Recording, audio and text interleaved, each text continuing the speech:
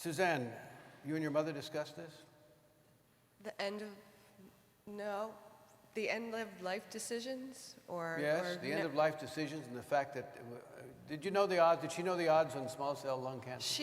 Yes, we knew the odds, and we did a lot of research in the beginning, but she was very hopeful and very positive. She continued to work at NCCN, and she wanted to try everything, and she did try everything.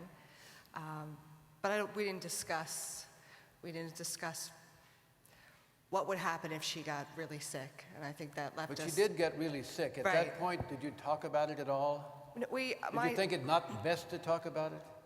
I think that the pain meds and the brain meds and the radiation changed who she was and her ability to be able to make good decisions, clear decisions about her care. And so I think my dad and my sister and I kind of, we cared for her, we talked for her, and worked on her cancer care on the side, and we didn't really pull her into that, because I don't really feel like she understood everything, that all of her options, or could make clear decisions about them. And then there was that most days, my sister and my dad and I were not even on the same page emotionally to even discuss her end-of-life care. We just were all over the place ourselves. I think it takes a family that goes into this with really good communication skills to be able to come out and be able to discuss what you want for your Would you like to have had someone to counsel you during that period? We did have some counseling. I think that then you've received different scenarios from your counselors, and then you look at your own family situation and what do you want to do. Jill Ellen Snow was talking about keeping Tony at home, and she wanted him at home, and we did at home for a while too, until it became too much, and then we looked into hospice. I just think that she wasn't part of that decision, and I wonder, had we talked about that early on when we were talking about all the different treatment options and how we need to be aggressive and we have a plan and we have a timeline, if maybe we had taken some time to discuss, well, what if this doesn't go really well? But the problem is you don't want to then, because you think it's going to make you sad. When in my family, in my situation, I found that there was nothing more sad than talking about it when she was not clear-minded and couldn't talk about it. That was most sad. Would probably have not made her sad to talk about what music she wanted played at a funeral service, like early on.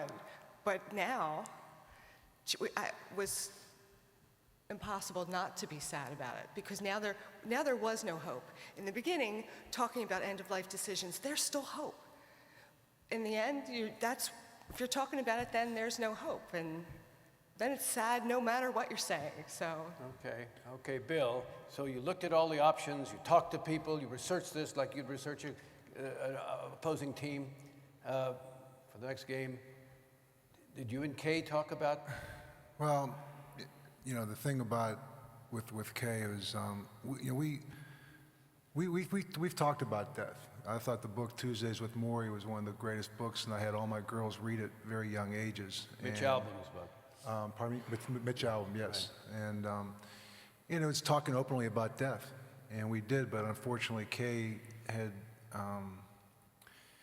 she had developed, like I said, atypical Alzheimer's, and, so it became a little bit more tougher after we went through the first trial, but I do remember, trying to tell the girls, each one making that phone call on that Friday when they found a melanoma, and my girls were 24, 22, and 20, and my 20-year-old that night was playing a basketball game at Elon, playing for Wofford. And I told the first two, and their first question is she going to die? And I said, well, listen, it's still way too early, but certainly that is, a possibility. And let's just not even go there right now, and let's just wait till we get more information. And I told my youngest one, I went to the game and let her play the game and grabbed her afterwards and said, you're coming with me because we're all going to go see Mom. I flew everybody in that night to go see her at the hospital. And And so I think at that point, the biggest thing I just would say, not to prolong, give other people here a chance to do it.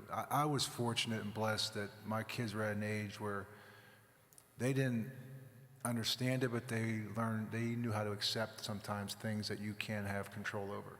And the one thing I just said to them that was important as we went through this whole thing, that understand that every decision that I was going to make was going to be about quality of life. And there was a multitude of things that your mom was dealing with, the brain, and now this cancer, and that I'm going to make a decision that I think I would want made about me if it was me. Certainly given all the professional advice and trying to take into account all the repercussions of every decision, what would you want done if it was you? And that was a decision, and unfortunately their mom at times couldn't always communicate how she felt. And the other thing I didn't want to do is have them have any regrets. My oldest daughter was doing Teach for America in the Bronx, living in New York City. And she said, should I come home? I said, not right now. I said, the most important thing is I think your mom would want, and I knew she went, was normality, trying to keep normality. And my second one was a senior working on her thesis at Princeton, and I wanted her to continue doing her job, to stay in school, finish it out. That's what your mom would want. The youngest one was in school at Wofford. And I just told them I would keep them abreast as to how this was going on. We were going to do a trial in Pittsburgh in March, which we did. And unfortunately, at that point, the interferon that she was on just exasperated her brain. So her communication skills really were not very good at that time forward. And she was just kind of just trying to live day to day. And, so I was blessed to be able to get, some support from nurses. I seeked it out personally. And to be able to afford that, it was a very, very large expense, but I tried for like a week, and it is exasperating, as everyone up here will talk about, not just the days, but the nights. I sleep 2 hours at a time because she would get up and go, and she would know where she was at. She became delusional at night because of the Alzheimer's. And, then I got nurses and, but finally having nurses that allowed me to be her husband again, to try to make decisions that remove the emotion. And then as I brought the kids back down, as I tried to sense to them, we would talk individually about where she was at and that, death was imminent. And could she live up to a year, 2 years, possibly, but she was not handling this trial very well. Her body was not, it was exasperating her. She was almost brain dead, and I just said, we're going to kind of back off the interferon because I wanted them to have snippets of clarity with her, which they were able to do.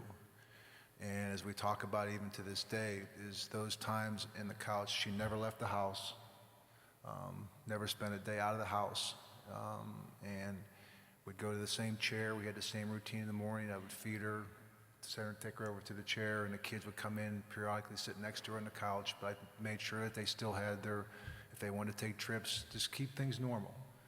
When you look over, mom's not sleeping, and she looks like she's got some clarity, go talk to her. And, and so they all had moments where they could laugh, cry. They say they had good memories. And I just didn't want them to have any regrets, though. Even to this day, I have no regrets. They have no regrets. And you never know why, but that's life. One quick question. You've built your reputation, you've built your life on being a leader, making decisions, solving problems. It's won you fame, justifiably. It's won you a fortune in the sense that you've earned it. You have money, as you just said. All of a sudden, here's a problem where none of that can do it. How did you feel about the fact that you just said? And the analogy I made, Sam, was, when someone said and was done, I said, I felt like I just played a game, just got my ass kicked. And I just could not find a way to get it fixed. I felt like I failed. I felt failure. And every time I'd feel that way, I went to my pastor periodically and explained to him, and he was great just to be a listener. The one thing in this profession, sometimes you're up there, everyone's looking to you for the answer. You know, you go through a losing streak, how you carry yourself, how you walk. And I'm a positive guy. I think the mind is powerful, and that you can, it's what you make of something. And I've taught my kids to think that way. But a lot of times when it's all said and done at night, when you sit down there by yourself, it's just like, man, it's exhausting. It's exasperating, because you need someone to talk to too, because everyone's always looking to you for an answers, and all of a sudden, like, who do I go to? You know, although it seemed like all my answers were failing, you know, and I'm watching somebody die in front of me. And it was not easy. And, you know, to this day, sometimes you wonder if you did the right things, but I don't regret anything, because I know I put a lot of time and thought. I did everything that I thought was right at the time, and based on everything I was given, and all the, you know, like the options you're given. You know, that there weren't a whole lot of good ones throughout the course of it, you know, and it just goes back to quality of life and having no regrets.